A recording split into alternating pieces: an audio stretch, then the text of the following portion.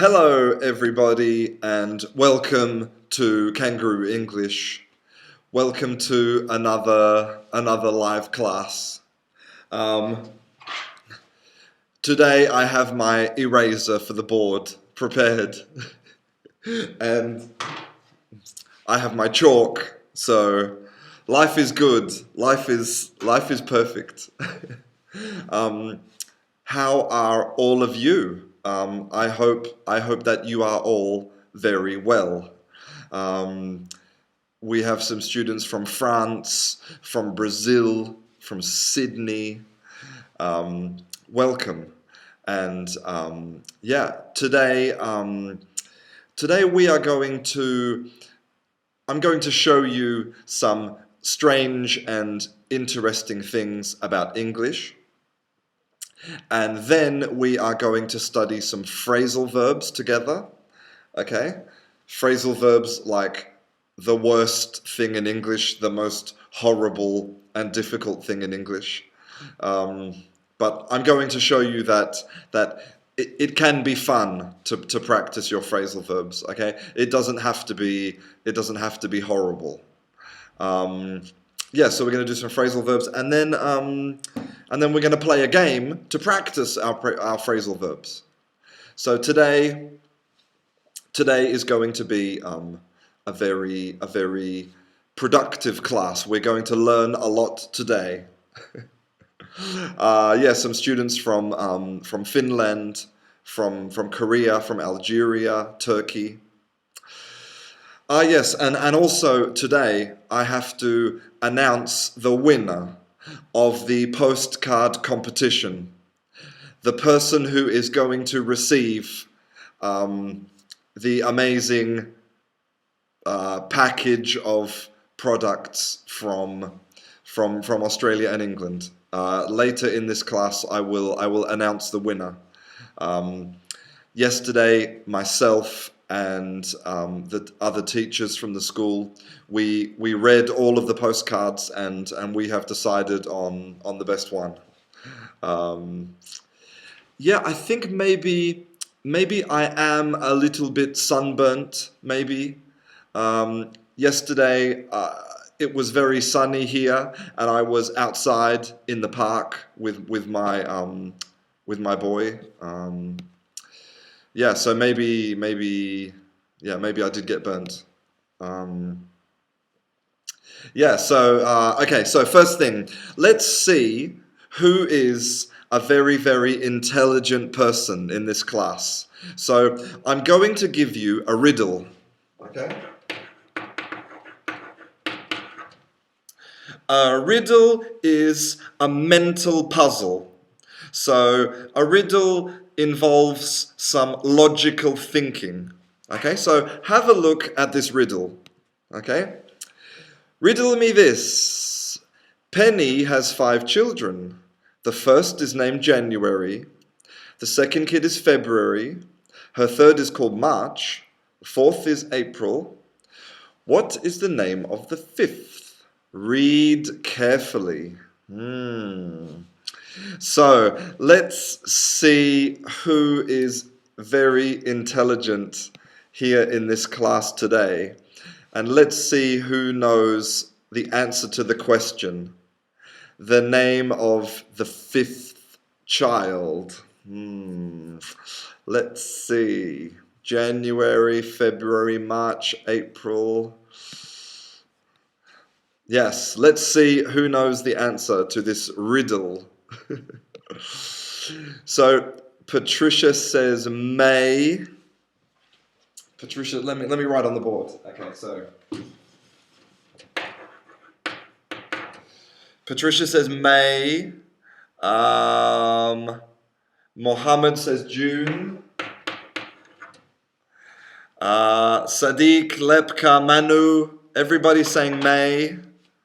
Lots of people saying May. Everybody thinks the answer is May.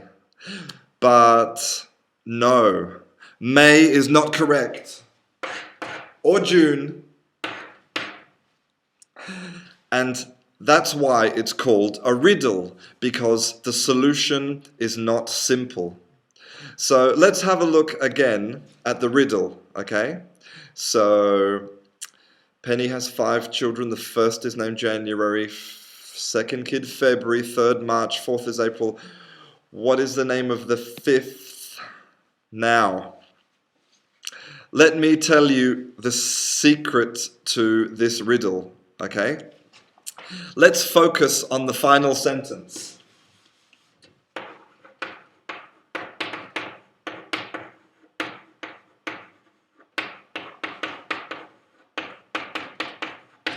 Okay? So this is the final sentence.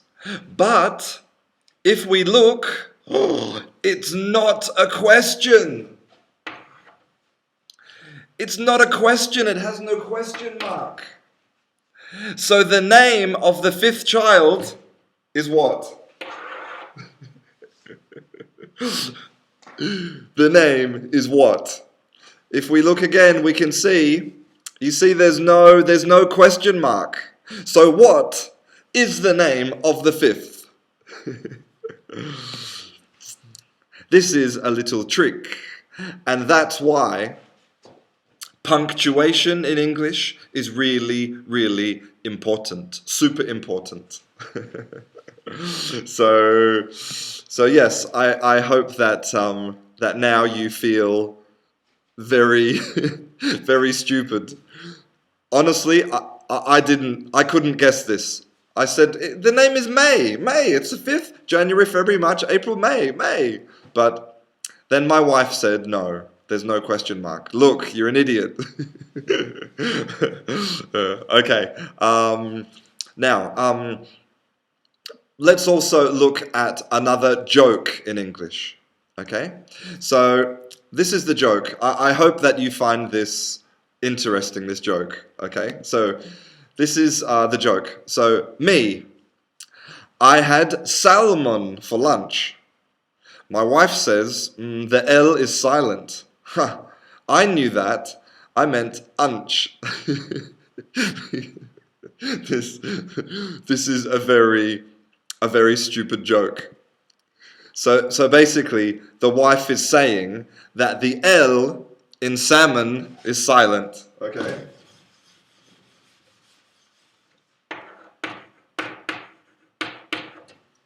So the pronunciation of this word, okay, the L is silent. So the pronunciation is salmon. But the man is being an idiot. So he says, I will take the L from lunch and say unch. So this is a very bad joke, a typical English joke, but to me it's funny. I have a very basic sense of humor. Okay. Something else interesting about English. Okay, so let's have a look at this. When you transport something by car, it's called a shipment. But when you transport something by ship, it's called cargo.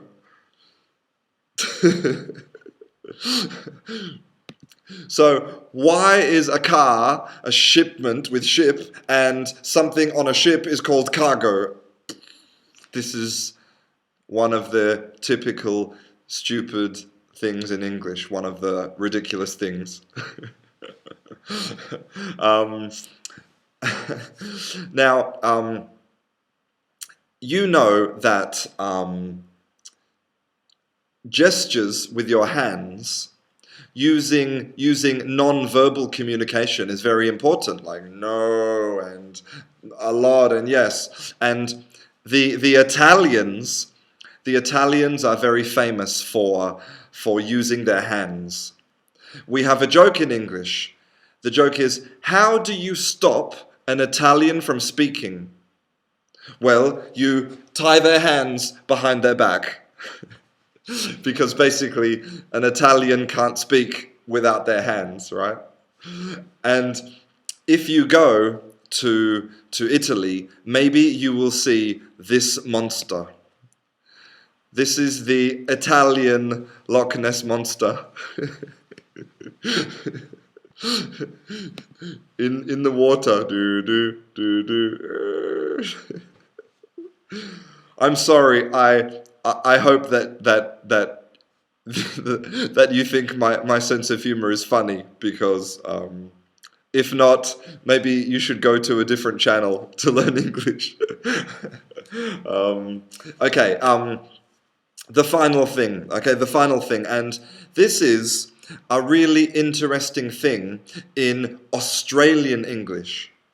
And I was in Australia recently, and I noticed this a lot. Okay, so in Australian English, nah yeah means yes, and yeah nah means no, and yeah nah for sure means definitely. So, so basically, only the second part is important. So nah yeah is yes, yeah nah is no, and yeah nah for sure is definitely. So if you want to sound more Australian, you can try to use this next time. So now I want you to type. Okay, I want you to tell me. Do you like chocolate? Do you like chocolate? Is it yeah nah or nah yeah? Tell me, because we have to practice. Or is it yeah nah for sure? Do you like chocolate? Tell me.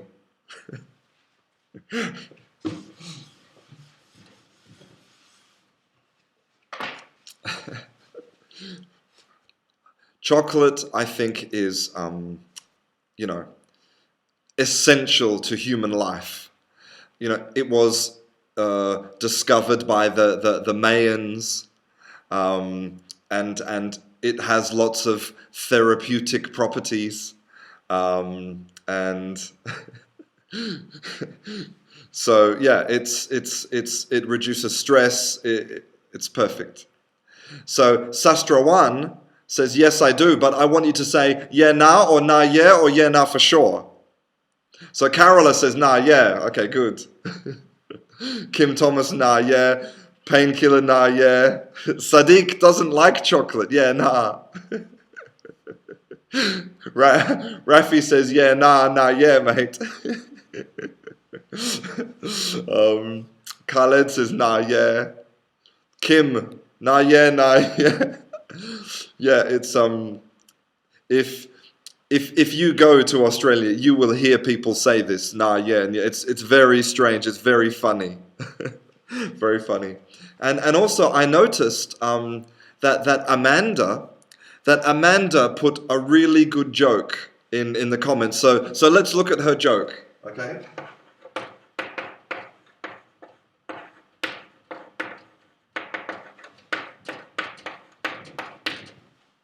So the question is, why was 6 afraid of 7? So why was the number 6 afraid of the number 7? Good question. So Mayella says that chocolate increases sex activity. Yes. Another great reason to eat a lot of chocolate. But will chocolate help you to improve your English? I don't know. So yes, who knows the answer to this question? Why was 6 afraid of 7? Why? The key, the answer to this question is in the pronunciation. Okay? In the pronunciation. Very good, Patricia. Very good. Because oh my God, I can't write.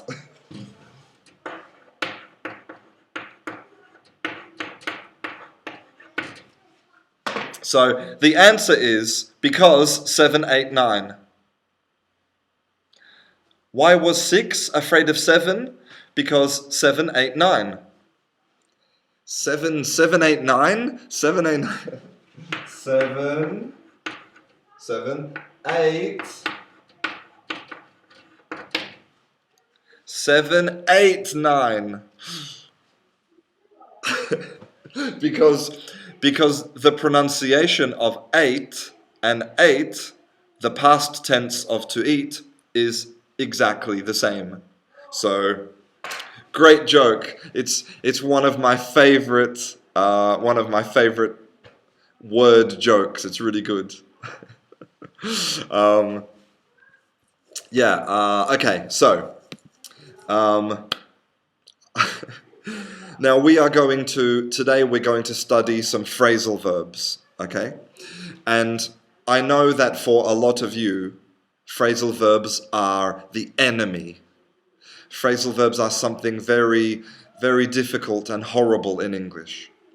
But first, so that you understand why we have phrasal verbs, let me tell you a little bit about the history of phrasal verbs. Because, for me, when I understand why something exists, it helps me to make friends with it. It helps me to feel more comfortable. It's not just something strange and peculiar. I understand the logic. This helps me a lot, okay? So,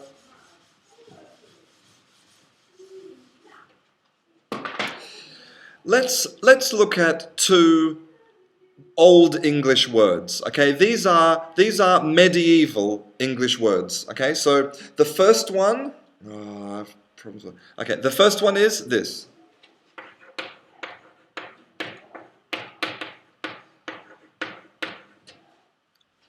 Understanden.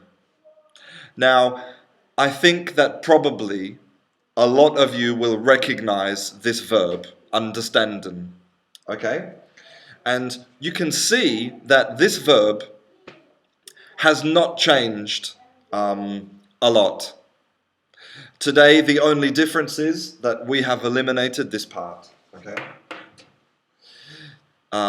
And so now in modern English we have the verb understand. But this verb does consist of two parts. Okay, we have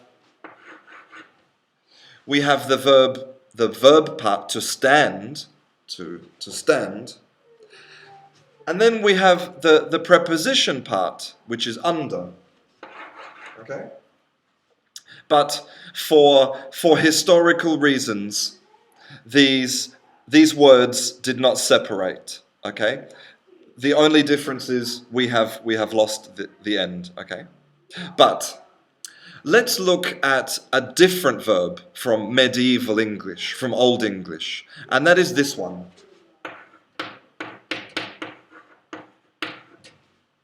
Okay, this is witgan.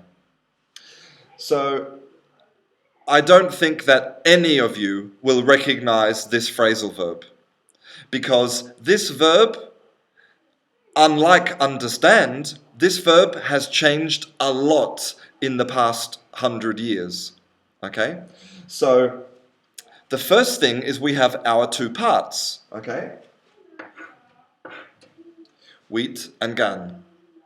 Now, the first step was that these started to separate. So then we had this. We had two separate words, and sometimes we would put a noun in the middle. So we had, wheat, me, gun. And then sometimes we would change the order. So we would say gun wheat.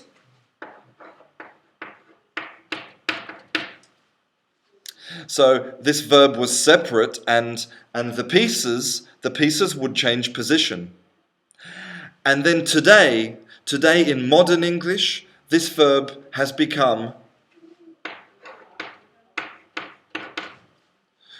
go out, which I think all of you know this phrasal verb to go out. Okay? So here you can understand why we have phrasal verbs, because with time, people separated the verb and the preposition to make these phrasal verbs.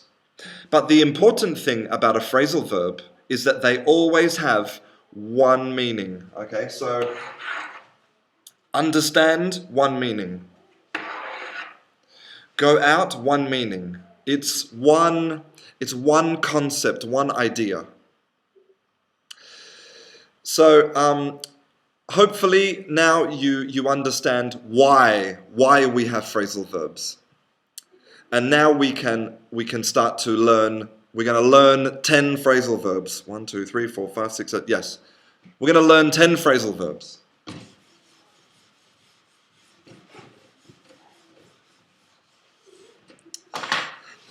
So, the first phrasal verb is to freak out.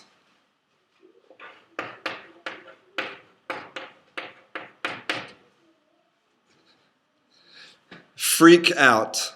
Now, who can tell me what this means? What does it mean to freak out? Now, you can look in your dictionary or you can look in Google. Okay, no problems, because today we are learning. This is not a test, okay? So I want you to look in your language. Let's find out, what does it mean? I want you to understand this phrasal verb, okay? So freak out. I hope you can read that. Let me get this going.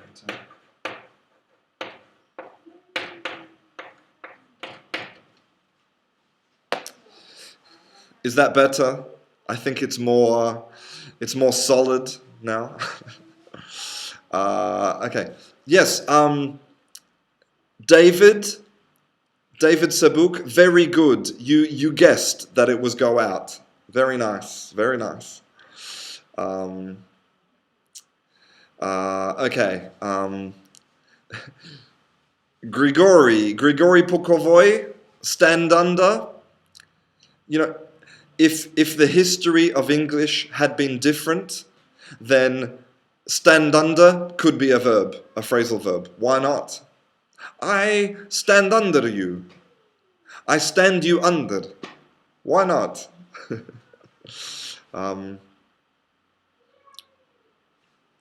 Yes, okay, Gennaro.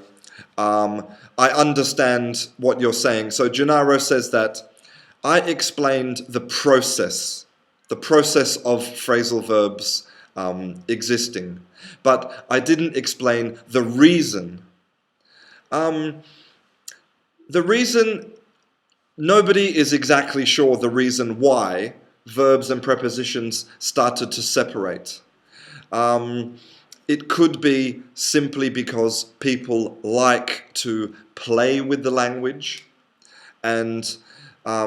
but it could also be the reason is for emphasis, because when you separate your verb and your preposition, and you can put a noun in the middle, okay, a person or a noun, then what you can do is you can add that emphasis.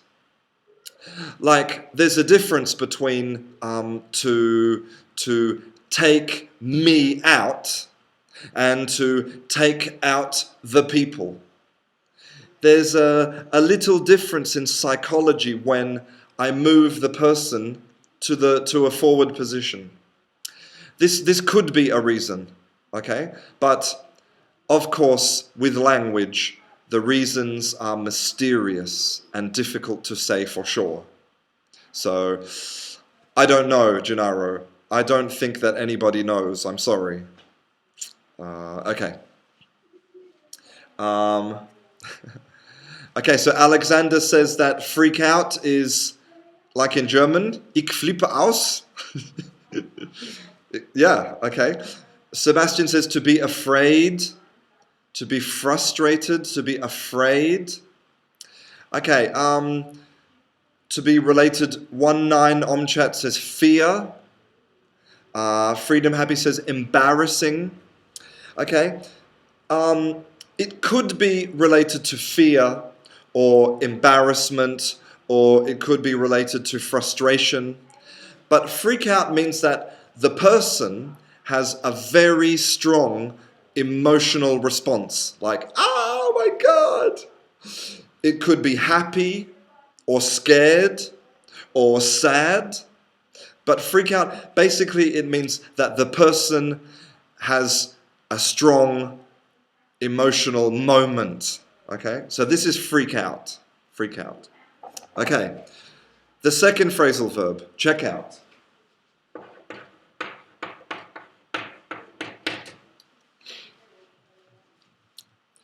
What does it mean to check out? Now, this phrasal verb has various different meanings. Okay, so you can look in your dictionary and see, maybe I can think right now about three different meanings for this phrasal verb. Okay, so have a look at the different meanings. Okay, to check out. You can check out of a hotel. You can check out a book, or check out a website, or check out a restaurant. And also, maybe, if you see a very attractive man or woman walking down the street, you can check them out. Hey, I'm checking you out. Exactly. Very good, guys. Very good. So, to check out means to have a look at something. Yes, that's one meaning. Exactly, Munawa, to check out girls. And yes, Patricia, another meaning is to prove that something is correct. Very good. Khulud says to see carefully. It can be to see carefully. And yes, it's true. Nastia says, check out my video, which means, yes, have a look at my video. And Homera says, control. Yes, it can be to control something. Like you can check out a book from a library, or check out a something more dangerous, maybe money or something. Good, check out. Okay, the next one is cotton on.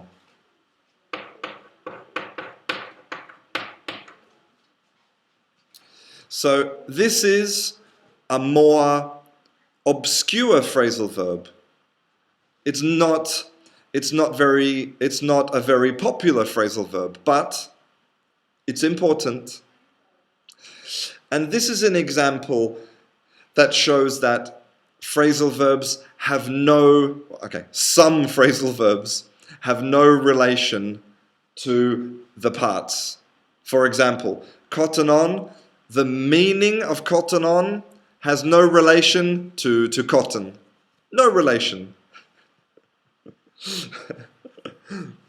So, Amanda says that the police are checking out her pockets. Amanda, what did you do wrong? What do you have in your pockets, Amanda?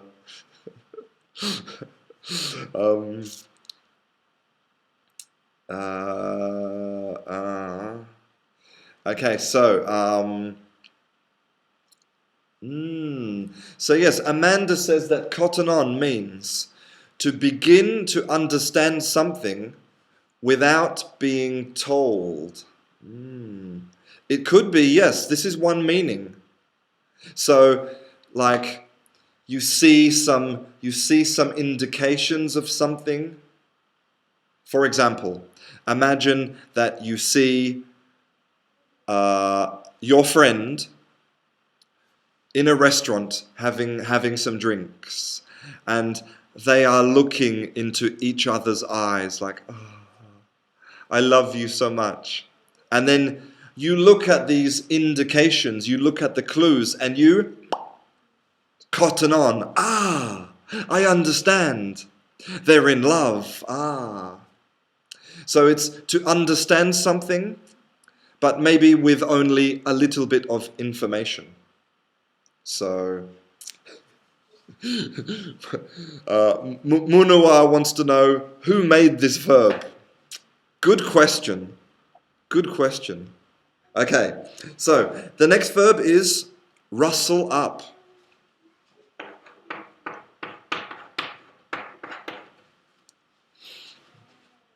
Rustle up. So you can see we have a lot of silent letters. Okay, so here we have the T. The T is silent. It's not rustler or rustle. It's rustle. Rustle. Okay, no T. To rustle up. What does this mean?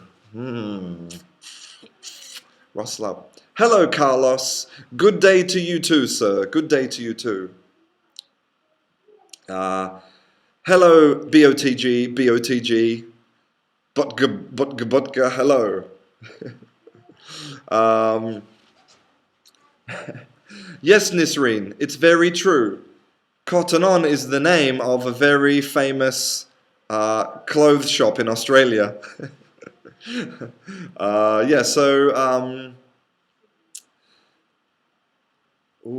Sastra one, very good. Sastra one, if you look in the comments, he has an incredible synonym for cotton on, which is to dawn on somebody. Dawn on me, dawn on you. Great synonym, very good. Another phrasal verb. So, Alexander says to rustle up food. Very good. So, to rustle up means to create something, to make something very quickly and normally with no preparation. So, imagine you get home from work, you're very tired, a long day at work, and you open the fridge and you have some ingredients and you decide to rustle up dinner, to quickly make dinner with no preparation. This is to rustle up something. Okay, good. So Krishna, the class started 35 minutes ago. So, yeah.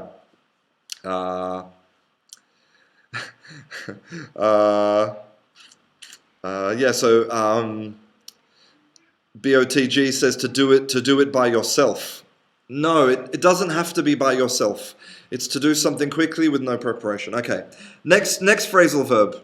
This is one of my favorites.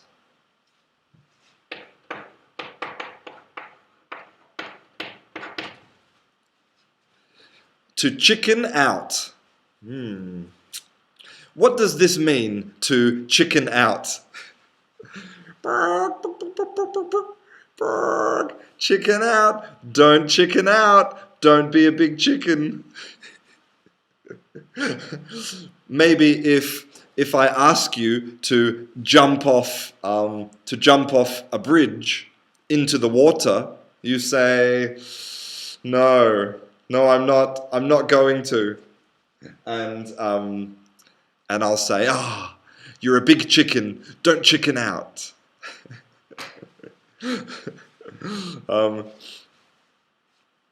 Yes, Gennaro, great example. You can rustle up some money. Very good, very good.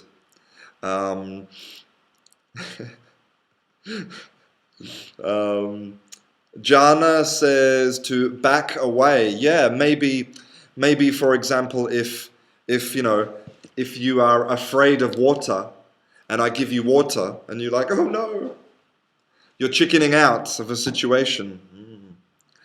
So Mr. Coco in Poland, no, chicken out is the opposite of to be brave.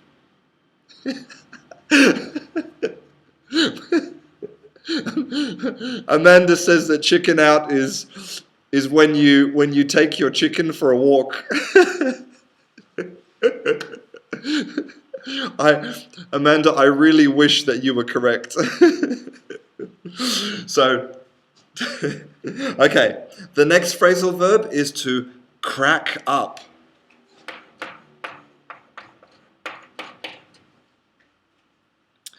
To crack up. To crack up. Any ideas? So, who knows what a crack is? Like maybe if you have an object made of glass and you have a crack.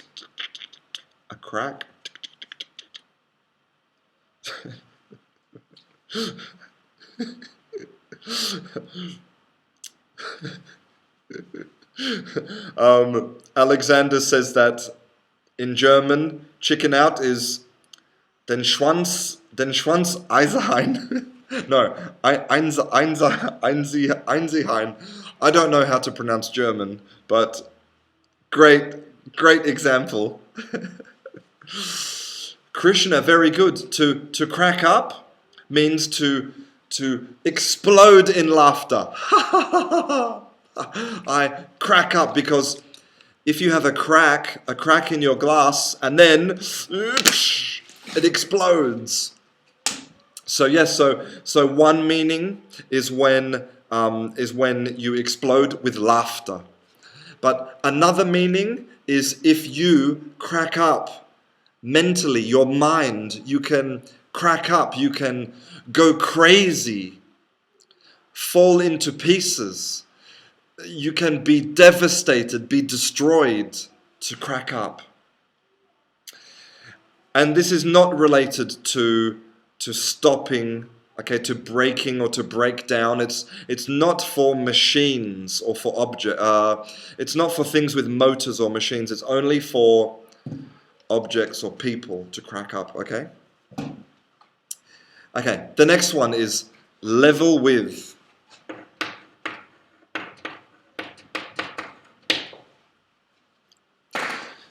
Who can tell me what level with means? For example, if I level with you, I could say, listen, Maria, I need to level with you. What does it mean? What does it mean? Munawa says you can crack a joke. It's very true. It's very true.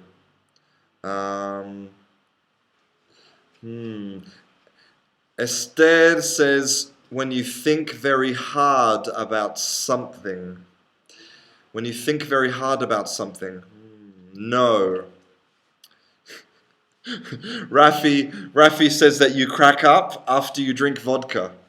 Yes, probably the next day you crack up, probably.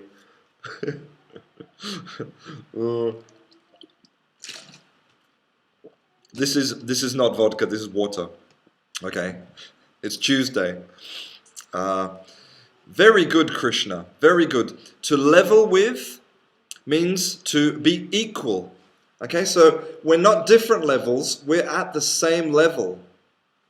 Very good. So when I level with you, it means that I tell you the truth. That's what it means, to be honest, to tell the truth. Because if I have a secret, if I know something that you don't know, my level is here and you are here, right? But when I give you this information, our levels are equal. I level with you, okay? So Jana, yes, I will level with you, absolutely. The French Leo says, can we say crack up instead of blast? No, I think that crack up is definitely more of a abstract concept, okay? Usually it's more for for your mind, or for, to describe abstract things, not for physical objects, okay? Okay, next phrasal verb is, and this is a little bit strange,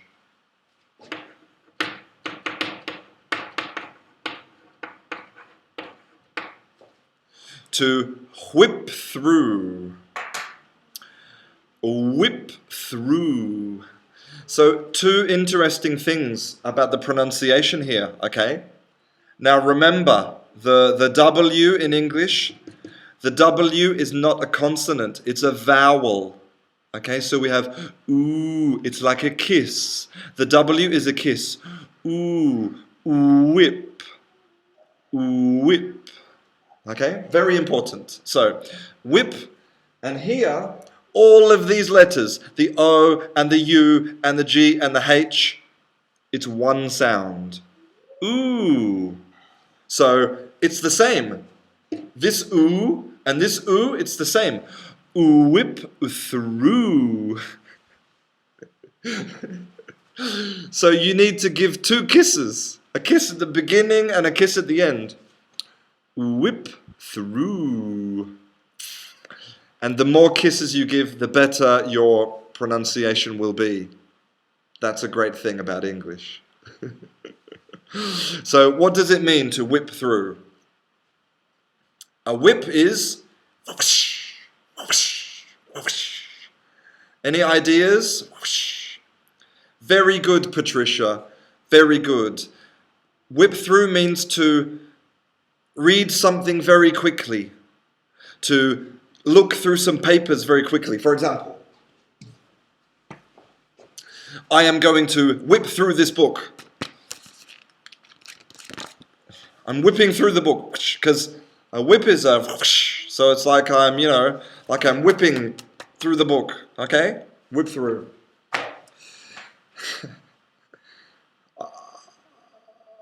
Excellent. Pass through. Very good, guys. Very good. Yes, so, yes, Alexander, to go through something very fast. No, Bruno, it's not to whip people.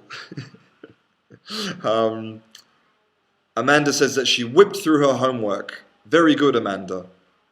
Okay, only 2 more. 2 more, and then we can play the game, okay? So the next one is to throw together.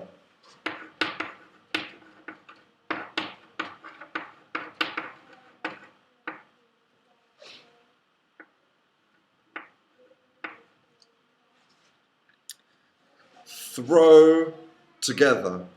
So the meaning of this is a little bit obvious, okay? So imagine if you have some ingredients to make a salad. You have some lettuce and some tomatoes and some carrots. You could delicately cut them and peel them and everything very delicate, or you could throw them together and mix it up and... Okay, so throw together means to do something in a very fast and sort of not with a lot of care, very quickly. To mix roughly. To mix without thinking a lot, okay? To throw together. So yes, very good, Krishna, to throw together, okay.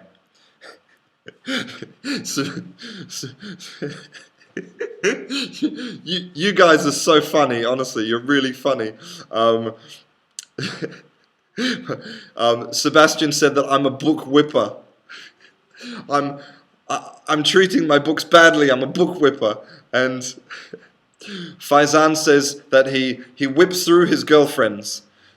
One day a girlfriend, the next day another girlfriend, the third day another girlfriend. Good for you, Faizan.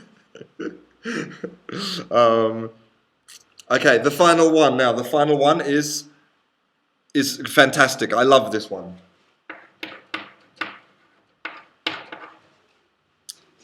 To clam up. The key to this is a clam. Who knows what is a clam? A clam is directly related to pearls. I think you know what a pearl is. Maybe you can have a pearl necklace, a beautiful pearl necklace. And the pearls come from the clam. So what does it mean to clam up? Let's think about this. Mohammed says that he is feeling amped. Very good, Mohammed. And I really love that verb, to feel amped. That's fantastic. Yes, it's good to have you in class. I'm happy to see you. Hello, Pasquale. Good to have you in class. Very good, Yana. Very good. To clam up means to become quiet. To not say anything. Because the clam is the mollusk, the shell, and here you have the pearl. And so when you clam up, You close, the clam closes, and it doesn't speak like your mouth.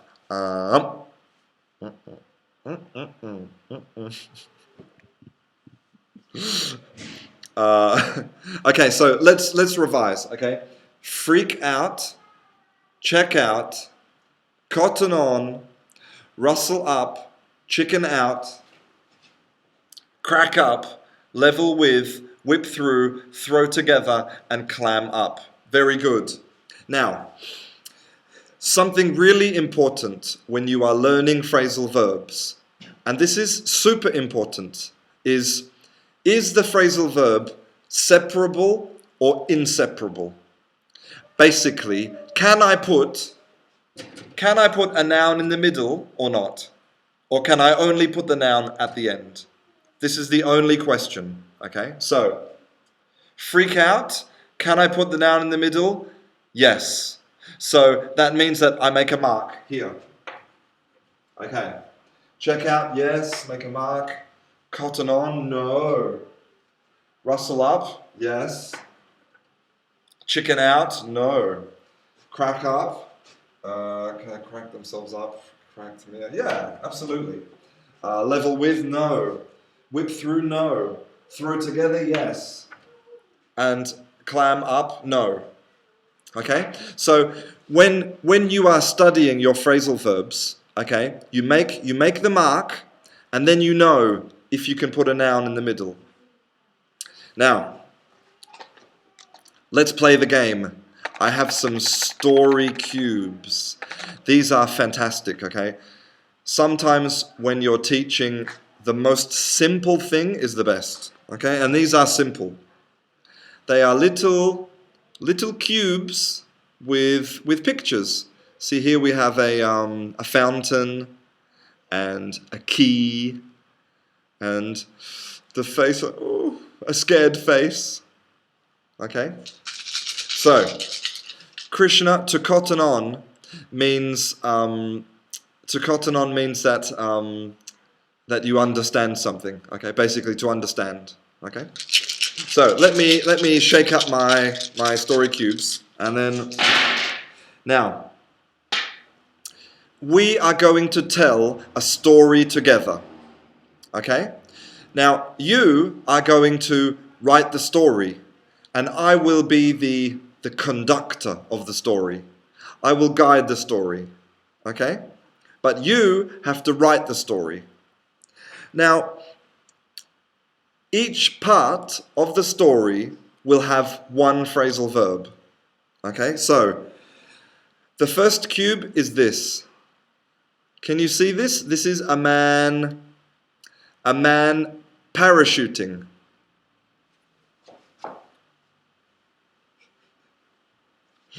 This is my parachuting. Okay, so a man parachuting.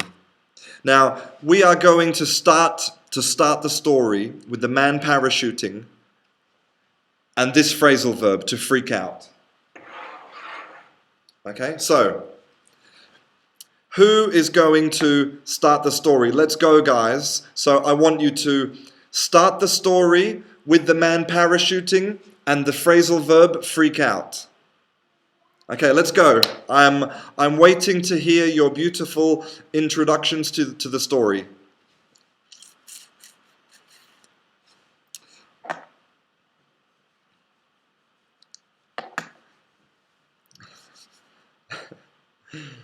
Hello, Reem. It's great to have you in class. Great to have you in class. Reem, I have a special video to make for you, and I will try to make it today and put it on Facebook. Okay, Carlos. Great start to the story. Carlos says, once upon a time. The classic way to start an English story. Good work, Carlos. Okay, Kim says, last weekend we went parachuting. Good. Okay. And Amanda says, I freaked out when I saw a falling man parachuting. I freaked out when I saw the man because Krishna, very good, because his string, the string for the parachutes, the string, it gave way, it broke, and he was freaking out. Yes, Marcos. And inside the aeroplane, he was freaking out before he jumped. Very good. Excellent, French Leo. And the man was in the army. In the army. So now we have some really good information for our story. It was a man in the army jumping out of an aeroplane, and somebody saw him falling and freaked out, and the man, his string broke and he freaked out. Okay, good. Let's continue the story. The next thing is this. This is a magic wand. You know, like Harry Potter, magic wand? Do, do, boo, abracadabra. Okay? And the next phrasal verb is check out, which means to look at something.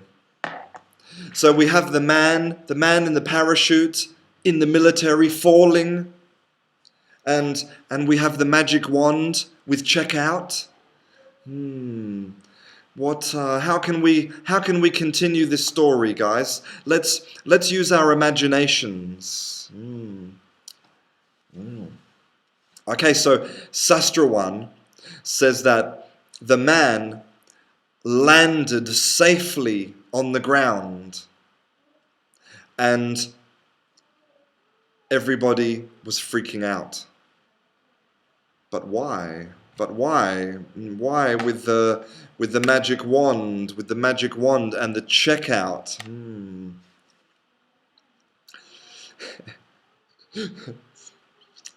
So Carlos says that okay, Carlos, yes, because the pilot, good. Faizan, good, excellent. Good, Pasquale. Excellent, Luis. I really like the introduction to the story. Really good, really good.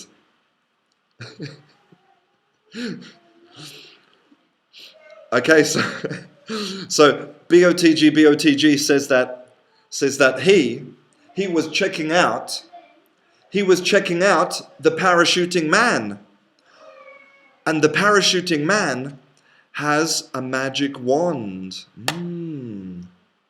So he's in the military, but he doesn't have a gun. He has a magic wand. Interesting. But, okay.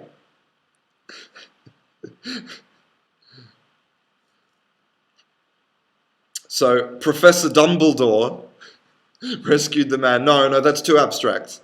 But good, great comment.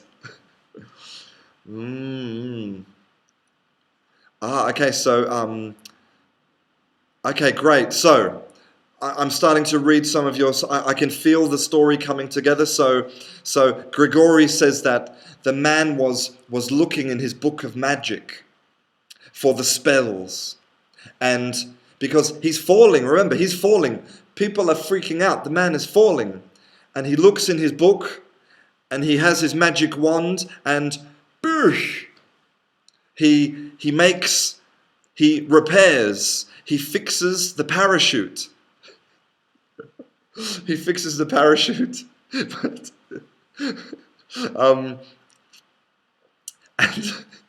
and Bruno says that suddenly a chicken appears and they fly together. They fly together with the parachute man. So now we have a chicken. We are checking out the magic chicken man. The French Leo says, the soldier knew that he was checking out the bad things he has made in her life before he crashed in the soil. Wow. Great story. Okay, let's continue the story. So the next one is a fountain. A fountain with the phrasal verb to cotton on. Okay, so the phrasal verb to cotton on, to understand something with the fountain. So no, this is not it. This here. So how do we incorporate the fountain into this story? So the man has a magic wand, okay, and a chicken, and he's a soldier parachuting. People are freaking out. There's flying chickens, and suddenly he cottons on with a fountain.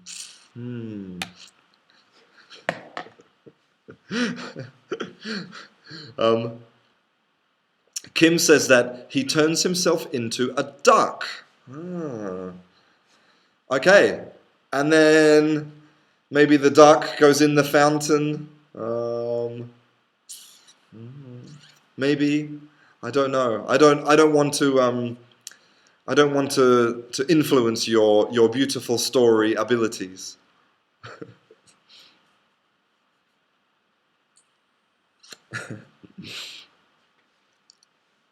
Okay, so BOTG says that he jumps into the fountain with his magic wand. Good, excellent. I don't know your name, if it's ATLY, Atlee. I don't know your name, sorry, but thank you very much, that's very kind. But really, it wasn't me, it was you. You did it. All the hard work, the study, it was you, okay? Congratulations, I'm very happy for you. Good job. Good job.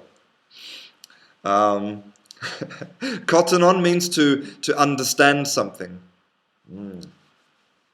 So Amanda says, he suddenly cottoned on that he could fall in the fountain to have a bath. And Krishna, yes, because Krishna says when he was falling, he saw the fountain and he landed in the fountain. Very good. Ooh. Patricia says that the fountain was magic and it stopped time. Wow. Okay. Now, it's 2 o'clock. Okay, it's 2 o'clock, so I have to finish the class. But if you want to be creative this week, if you want to produce some English, which you know is very important to express yourself, to write something, okay? So why don't you finish this story, okay? Why don't you use some of these phrasal verbs and finish the story, okay? So we know we have a man parachuting, and he's in the military, he's got a magic wand, he landed in the fountain. And now what? Okay, I want you to finish the story. You can send me an email, send it to me on Facebook, send me a video, and I will read your work and I will send it back to you. Okay? That's my promise to you. So get creative, express yourself, and I can't wait to read your beautiful stories. Okay? Now, before I go, I have to tell you who is the winner of the competition, the postcard competition. Okay? Now, this person is the winner for two reasons. The first reason is that the postcard was very entertaining. Okay?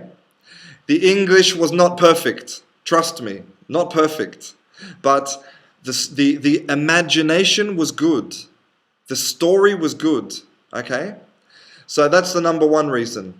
And the second reason is that this person sent the postcard not once, Not twice, but they sent me the postcard 3 different times because they looked at the postcard, they saw some mistakes, they corrected the mistakes, and this is so important to be conscious, to look at your work and say, I can make this better, I can improve, I made a mistake here.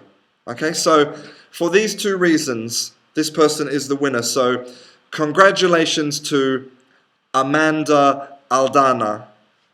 Congratulations. Please send me your address.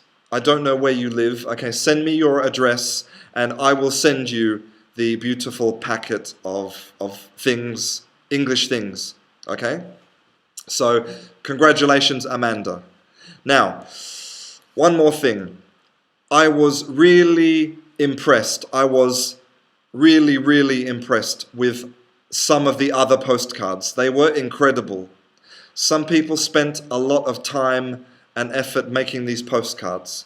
And I want you to know that I really appreciate your effort. So, I will contact you via email or Facebook, and I'm going to send you a really good book in English to read, okay?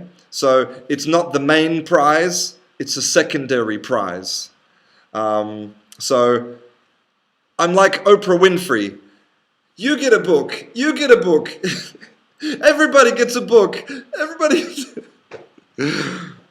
Okay, I have to go. I'm really sorry. Thank you all so much for watching this class. Thank you for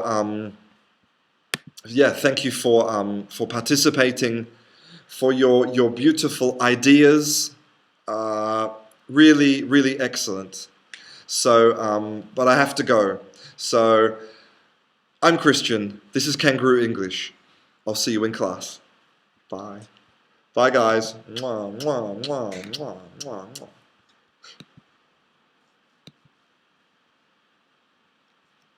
Why you not quit?